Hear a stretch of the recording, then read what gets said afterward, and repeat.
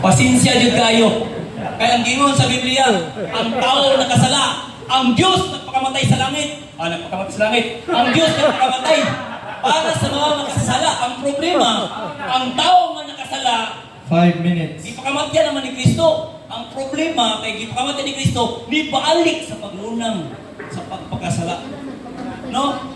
Muna, atong batayan mga higala, tanawa, igawas yun si Mr. Objection. Kita ninyo? Taas kayo ang iyang gibasa nga iyang saysay. Pila na kabad paper na, pulong masulong kabad paper. Pero isa ka verse ang gigamit. Mateo 16:18, kay mo may master. Pila naman ka generation na debate, pero isa lang gigamit. Una ikson, mobilib ko sa mga Roman Catholic Church nagsulti og tinuod. Amen. Amen po mo eh. Amen. Amen.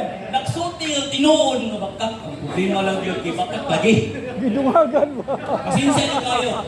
Kaya nga naman, dili ako mismo nagsulti ani. Ewan na niya kay Mismo gidungagan. ang inyong balasamon. Oh. Okay. Gidungagan. Di mo ito sumala sa nawahat niya. Gainan.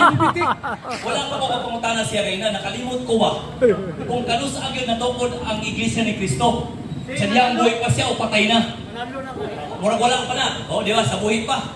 Pero sumala sa ilang kini, ang Kristo nagtukod ng Iglesia, sa dihang na matayong na banhaw. So, pa kayo. Ikaduha, kini, gingon niya, Pentecostees magidaw. Ikatulo, ibasa ito kayo na, 33 AD, namatay, nilabanhaw. Tulo ka, supak yun sa inyong pagtulunan. Inyo po ni mga Biblia. Inyo ba ni? Inyo.